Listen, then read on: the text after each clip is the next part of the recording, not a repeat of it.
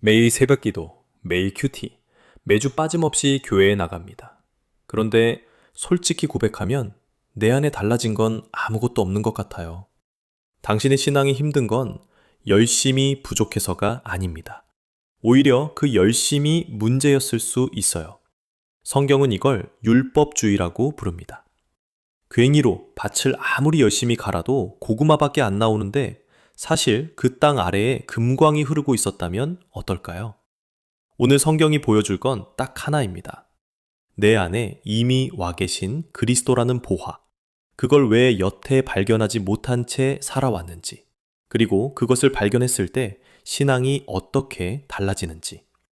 혹시 이런 경험 있으신가요? 알람이 울립니다. 새벽 4시 반. 눈을 뜨는데 몸이 천근만근이에요. 오늘은 진짜 못 가겠다.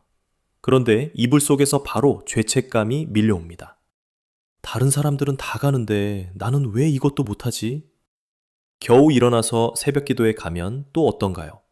기도하다가 꾸벅꾸벅 졸고 집에 돌아와서는 나는 왜 기도하면서도 졸까 하고 자책합니다. 가도 괴롭고 안 가도 괴로운 거예요. 큐티도 그렇습니다. 성경 읽기가 언제부턴가 숙제가 됐어요. 오늘 몇 장 읽었는지 체크하고 못 읽은 날은 오늘도 실패라고 속으로 기록합니다. 읽으면서 은혜를 받는 게 아니라 읽었다는 사실 자체에 안도하는 거예요. 마치 출석부에 도장 찍듯이요. 성경이 기쁨이 아니라 의무가 되어버린 겁니다. 봉사도 마찬가지예요. 맡은 사역을 내려놓으면 왠지 신앙이 후퇴하는 것 같아서 지쳐도 놓지를 못합니다. 기쁨이 아니라 두려움으로 붙잡고 있는 거예요. 그리고 또 하나, 고백 루프라는 게 있어요. 같은 죄를 또 짓습니다. 하나님 앞에 엎드려 회개하고 이번엔 진짜 안 그러겠습니다 결심하고 그런데 얼마 못 가서 또 무너집니다. 회개하고 결심하고 실패하고 또 회개하고 이 루프가 반복되다 보면 어느 순간 이런 생각이 스멀스멀 올라옵니다. 하나님이 이제 나를 포기하셨을 거야. 난 원래 이런 사람인가 봐. 여기에 비교까지 더해지면 정말 힘들어집니다. 주일마다 보이는 저 집사님은 새벽 기도도 빠짐없이 나오시고 봉사도 기쁘게 하시고 얼굴에 항상 평안이 있어 보여요. 나를 돌아보면 겨우겨우 주일 예배 나가는 것도 버거운데 나는 왜 이 모양일까? 남의 영성과 내 영성을 저울에 올려놓고 비교하는 순간 마음이 쪼그라듭니다. 이런 분들께 한 가지 더 여쭤볼게요. 혹시 요즘 신앙이 기쁘지 않으신가요? 열심히 했어요. 진짜 열심히 했습니다. 그런데 돌아보면 달라진 게 없는 것 같은 거예요. 기도해도, 봉사해도, 말씀을 읽어도 내 안에 뭔가 근본적으로 변한 것 같지가 않은 거예요. 처음에 불타올랐던 그 뜨거운 마음은 어디 갔는지 지금 남아있는 건 피로감 뿐입니다. 복음을 향한 감격이 아니라 해야 하니까 하는 것이 되어버린 거죠. 그게 바로 신앙 번아웃이에요. 자, 여기서 하나만 짚어볼게요. 방금 제가 말씀드린 이 모든 것들, 새벽기도 강박, 큐티 숙제, 고백 루프, 비교, 번아웃, 이것들의 뿌리에는 하나의 전제가 깔려 있습니다. 그 전제는 이거예요. 내가 열심히 하면 하나님과의 관계가 좋아지고 못하면 나빠진다. 열심의 양이 곧 은혜의 양이라고 믿는 거예요. 그래서 더 하려고 하고 못하면 불안한 거죠. 그런데 성경은 이 열심의 삶에 대해 놀라운 진단을 내립니다. 그게 바로 2천만 원짜리 땅 이야기입니다. 한 목사님이 강원도 홍천의 깊은 골짜기에 10,000평짜리 임야를 가지고 계셨습니다. 2천만 원에 산 땅이에요. 그런데 형편이 어려워지니까 이런 생각이 드신 겁니다. 이 쓸모없는 땅이라도 팔아서 고기나 사 먹어야겠다. 진짜 그렇게 생각하셨대요. 10,000평이나 되는 땅인데 본인한테는 그냥 짐이었던 거죠. 그런데 어느 날 전문가가 그 땅에 갑니다. 계곡을 따라 걸어 내려가다가 물속을 들여다보니 금가루가 반짝이고 있는 겁니다. 전문가가 그랬대요. 목사님, 이거 금광이에요. 2천만 원짜리 땅이 아니었습니다. 처음부터 금광이었어요. 이 비유가 왜 중요하냐면 이 임야가 바로 우리 자신이기 때문입니다. 우리는 스스로를 볼 때 이렇게 생각하거든요. 나는 믿음도 약하고 의지도 약하고 늘 같은 자리를 맴도는 사람이야. 딱 2천만 원짜리 땅이에요. 그래서 어떻게 합니까? 그 땅에다가 직접 괭이질을 합니다. 더 기도하고, 더 봉사하고, 더 절제하고, 더 결심하고, 매일매일 땀 흘려서 밭을 가는 거예요. 그래서 뭐가 나옵니까? 고구마, 감자, 옥수수. 내 노력으로 겨우겨우 캐낸 것들이요. 물론 나쁜 건 아닙니다. 그런데 솔직히 말하면 시시해요. 애초에 그 땅이 금광인데 거기서 괭이질해서 고구마를 캐고 있으니까요. 이게 바로 율법주의입니다. 내 열심으로 거룩을 생산하려는 프로젝트. 하나님께 받아들여지려면 내가 뭔가를 해내야 한다는 전제. 그래서 기도를 못하면 불안하고, 봉사를 쉬면 죄책감이 들고, 오늘도 성경을 못 읽었으면 나는 왜 이 모양인가? 자기를 정죄하게 되는 겁니다. 괭이질을 멈추면 안 될 것 같으니까요. 그런데 성경은 이 괭이질 신앙에 대해 아주 명확한 진단을 내립니다. 갈라디아서 2장 20절입니다. 내가 그리스도와 함께 십자가에 못 박혔나니 그런즉 이제는 내가 사는 것이 아니요 오직 내 안에 그리스도께서 사시는 것이라. 이 구절 원래 헬라어로 읽으면 굉장히 독특한 구조를 갖고 있어요. 먼저 바울이 문장 맨 앞에 그리스도와 함께를 놓습니다. 헬라어에서 이렇게 어순을 바꾸는 건 이것부터 들어라는 강조예요. 모든 것의 출발점이 내가 아니라 그리스도와의 연합이라는 겁니다.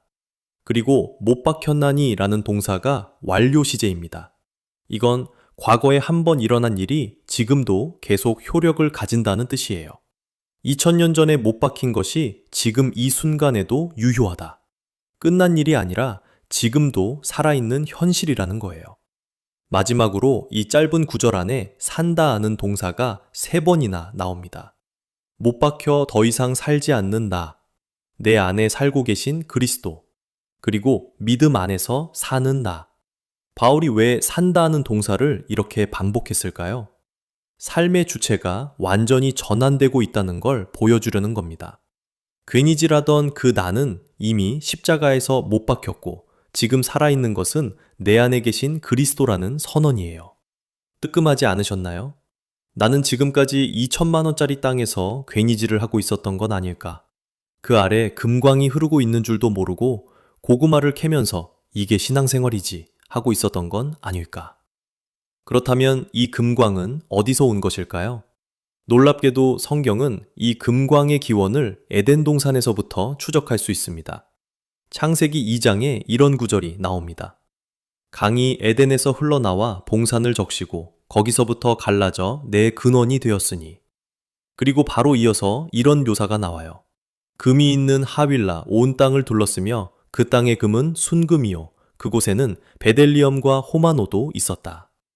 에덴, 히브리어로 기쁨, 즐거움이라는 뜻입니다. 하나님이 사람과 함께 거하시는 처음 장소. 그런데 성경은 그 장소를 묘사하면서 갑자기 금이며 보석이며를 언급하거든요. 왜 이것들이 여기서 나올까요? 먼저 베델리엄을 보겠습니다. 에덴에 있던 이 향기로운 수지, 한참 뒤에 민수기 11장에서 다시 등장합니다. 이스라엘 백성이 광야에서 먹었던 만나 있잖아요. 성경은 그 만나의 모양이 베델리엄 같다고 기록합니다. 에덴에 있던 것이 광야에서 하늘의 양식으로 내려온 거예요. 그리고 예수님이 요한복음 6장에서 뭐라고 하시죠? 나는 생명의 떡이니라. 에덴의 베델리엄이 광야의 만나가 되고 만나가 생명의 떡이신 그리스도로 이어지는 겁니다. 호마노도 마찬가지입니다. 에덴에 있던 이 보석이 출애굽기 28장에서 다시 나타나요. 어디에? 대제사장의 에봇 양쪽 어깨예요. 거기에 호마노 2개를 달고 이스라엘 12지파의 이름을 새겼습니다. 대제사장이 백성 전체를 자기 어깨에 짊어지고 하나님 앞에 나아가는 거예요. 에덴의 보석이 성막에서 대제사장의 어깨 위에 올라간 겁니다. 그리고 그 대제사장이 가리키는 분이 누구입니까? 우리를 어깨에 지시고 하나님 앞에 나아가신 참 대제사장 그리스도시죠. 여기서 큰 그림이 보이기 시작합니다. 에덴 동산의 금과 보석들은 성막과 성전에서 반복됩니다. 성막 안의 언약궤, 등대, 진설병상 전부 금이에요. 그리고 요한계시록 21장 새 예루살렘에는 순금거리와 12보석 기초석이 나옵니다. 에덴에서 시작된 것이 성막으로, 성전으로, 그리고 마지막 새 예루살렘까지 이어지는 거예요. 이것은 전부 같은 이야기를 하고 있습니다. 하나님이 사람과 함께 거하시는 장소. 잠깐, 여기서 정말 소름 돋는 게 있습니다. 바울이 골로새서 1장에서 이렇게 씁니다. 이 비밀은 만세와 만대로부터 감추어졌던 것인데 이제는 그의 성도들에게 나타났고, 이 비밀, 헬라어로 미스테리온입니다.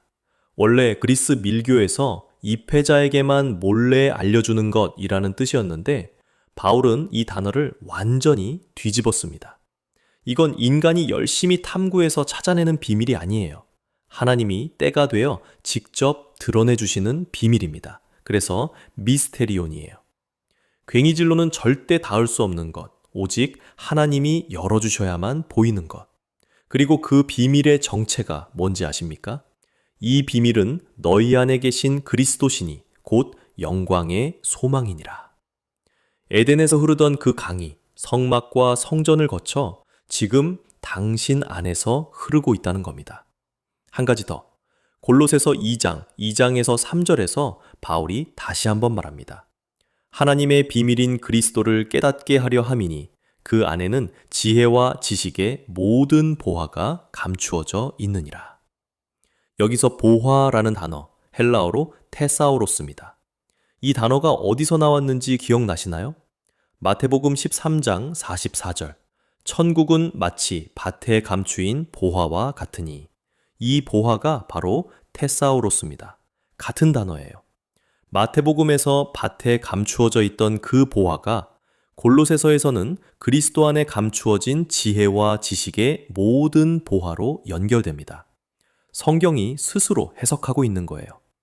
에덴의 금과 보석이 성막과 성전을 지나 새 예루살렘으로 흘러가고 만세와 만대로 감추어졌던 비밀이 이제 드러났는데 그 비밀의 핵심은 하나님이 우리에게 프로그램이나 규칙을 주신 게 아니라 그리스도 자신을 주셨다는 것입니다.